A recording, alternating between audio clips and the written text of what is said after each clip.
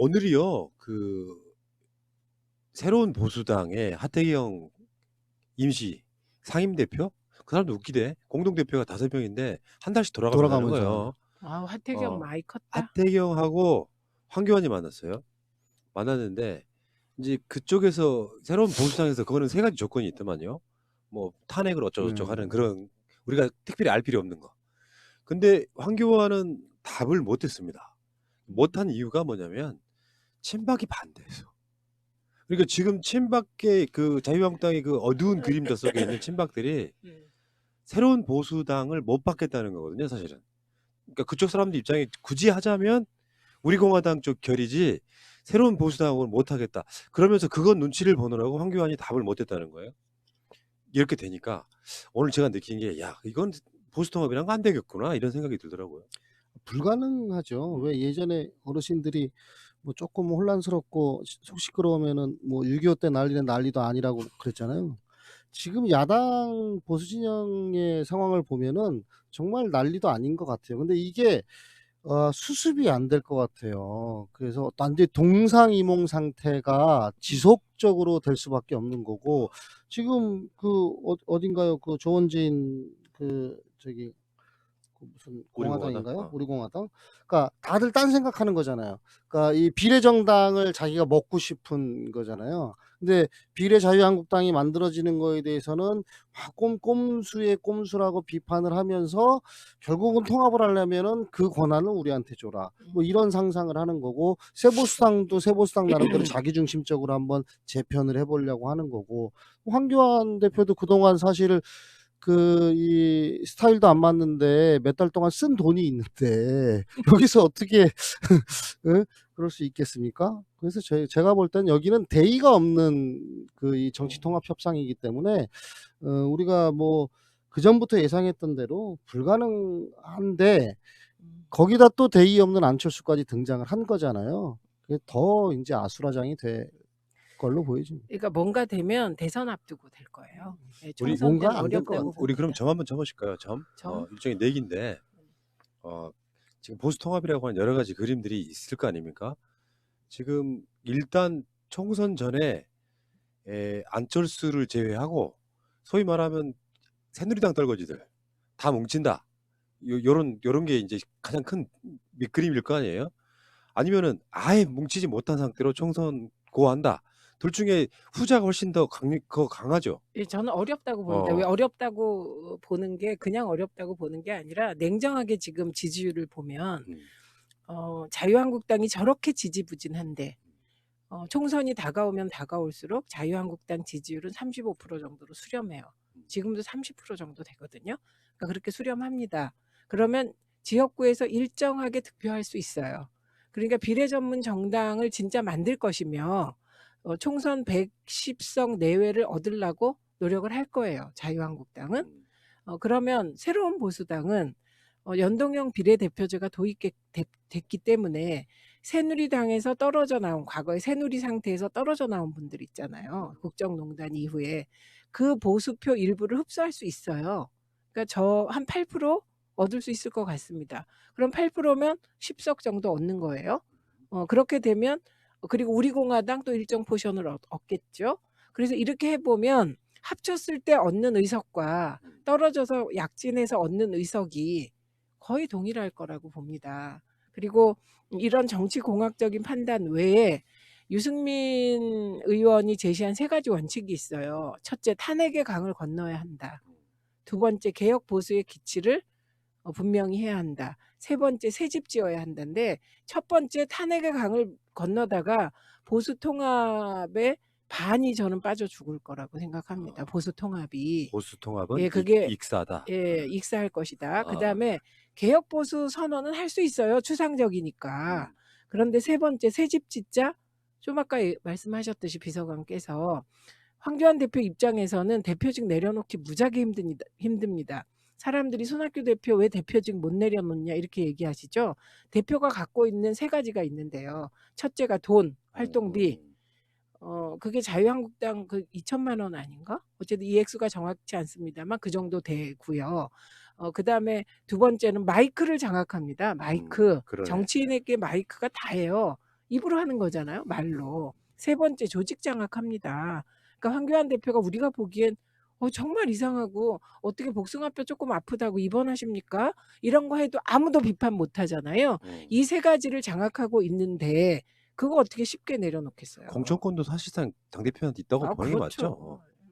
그래서 지금 현재 체제대로 총선까지 가서 장렬히 산화할 거라고 저는 확신을 합니다. 그러니까 계속해서 지금 뭐 보수 통합이 오늘 떼고 있긴 한데, 음. 그러니까 그럴 것 같아요. 내가 친박의 국회의원이라면 음.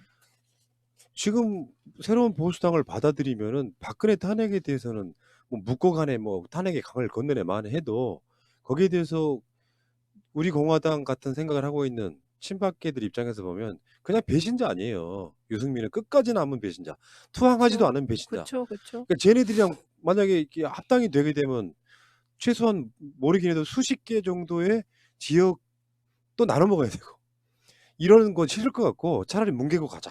우리가 거대 정당으로서 그냥 뭉개고 가자. 대신에 이 국민의 선택에 의해서 보수 통합 효과를 누리자. 그 전략으로 저는 나갈 것 같아요. 그러니까 보수 통합은 되더라도 논의가 되더라도 총선 이후에 국민의 심판을 받고 되는데 김봉준 녹두장군 예측대로 녹두전. 네, 녹두전 그러면 사람이 상상력이 녹두전이 상상되면서 녹두전이 먹고 싶어지지 않습니까? 알겠습니다. 네, 녹두장군께서 뭔가 근데 성이 다르니까 녹두진군이라든지 녹두장구라든지 뭐 이렇게 좀 달리 해야죠. 녹두장부. 알겠습니다. 네, 녹두장부 좋습니다. 우리 녹장부께서 말씀하셨듯이 사실 극우는 소멸해야 돼요. 네, 극좌도 소멸해야 돼요.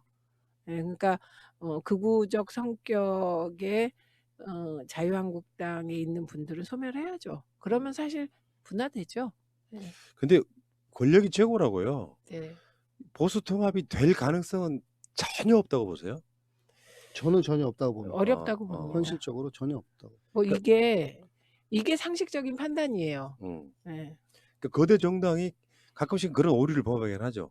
그러니까 국민들한테 막 알리면 보수 통합을 투표로 해서 자유한국당한테 밀어줄 것이다라고 생각하는 그런 뇌피셜이면은 아쉬울 게 없으니까 그냥 선거 때 예를 들면 그거 아니에요.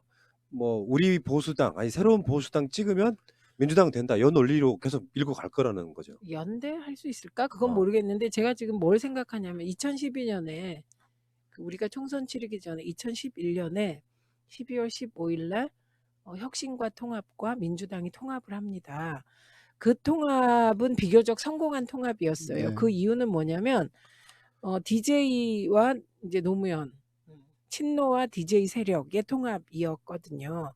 그런데 사실은 우리가 2009년에 너무나 큰 비극을 거치면서 그 이전에 있었던 뭐 난닝구 빽빠진 네. 논란 많았어요. 네. 그런 것이 다 소멸됐어요. 그 소멸 상태에서 친노, 바닥 친노, 그다음에 바닥 친 DJ, 한마디로 호남 세력과 친노 세력이 통합할 수 있었던 거거든요. 그런데 그래서 이제 우리가 이제 누군가 희생하고 책임지는 게 중요하다고 하는 게 보통의 상식적인 경우라면 박근혜 전 대통령이 탄핵당하고 헌재에서까지 탄핵이 확정되면 박근혜를 만든 사람들은 책임지고 정계 은퇴해야 되는 거예요. 그럼 이렇게 상황이 복잡하지 그렇죠. 않아요. 네, 그래서 그러네. 이게 핵심이에요. 그게 이제 과거에 전두환이 우리 보고 독버섯이라 그랬잖아요. 전두환이 우리들 보고 독버섯이라고 했거든요. 잘라도 또 나온다고. 근데 지금은 거꾸로 사실은 보수 통합을 어렵게 만드는 건 밖에 있는 게 아니에요. 그러네요. 그 안에 그만둬야 될 사람들이 그만두지 않으면서 자기 존재를 더 강화하고 어떻게 보면 황교안이라는 친박 아바타 그러네요. 내세워서 권력을 유지하려고 하기 때문에 보수 통합이 안 되는 거죠. 그러니까 지금 제가 오늘 하태경하고 이 황교안이 만나는 걸 보면서 황교안이 이래서 리더십이었구나. 그렇죠. 그러니까 진짜로 그런 생각이 있어가지고요. 서로 주거니 받거니 할 때 지금 우리 보수당은, 그러니까 새로운 보수당은, 새 보수당은 역적되기 싫으니까요. 일단 스탠스라도 취하고 있는 거거든요. 그러면 황교안이 친박들의 반발을 무릅쓰고서라도 고를 해버렸어야 돼요. 그리고 서로 간의 명분 싸움에서 누가 진짜 배신자인지 보수 통합을 가로막는 세력인지를 그 우위에 서야 되는데 또 친박 눈치 보면서 대답을 미루어 버리면은 자꾸 이제 새로운 보수당에서는 우리끼리 가자 이런 분위기 형성될 것 같고. 그러니까 100평 살다가 한 50평으로 집 줄이려면 진짜 이혼한다 안 한다 뭐 하고 부부싸움 하고 난리 나는 거거든요. 음. 그게 딱 그런 짝이에요, 근데 이게 지금. 뭐 이제 새로운 보수당 유승민 세력과 뭐 황교안 또는 친박 세력 간의 어떤 통합 논의라면은 저는 뭐 선거를 앞두고 절박함의 가능성이 있을 수 있다고 보는데 지금 이제 세력만 따지면요. 자유한국당 뭐 이거를 크게 후하게 쳐줘서 단일 세력이라고 한번 쳐보자고요. 그 다음에 새로운 보수당이 있어요. 그 다음에 그 이정현 따로 있어요. 이현주 의원, 세죠. 이현주 의원 또 따로 있어요. 우리 공화당이 있습니다. 그 다음에 그 안철수 등장했죠. 저는 여기에 또 가장 큰 세력, 정광훈 목사 세력이 이미 그 자유한국당의 어떤 그 이념적인 이런 걸 장악하고 있죠. 예, 조직과 이런 이 7세력의 면면을 보면은요. 이거는 뭐 하죠. 불가능하죠. 예, 그리고 거기에 핵심이 그 모든 것의 중심에 탄핵에 대한 태도가 있기 때문이에요. 그래서 탄핵의 강을 건너자 이렇게 얘기한 거거든요, 유승민 의원이. 그런데 그게 맞죠, 객관적으로.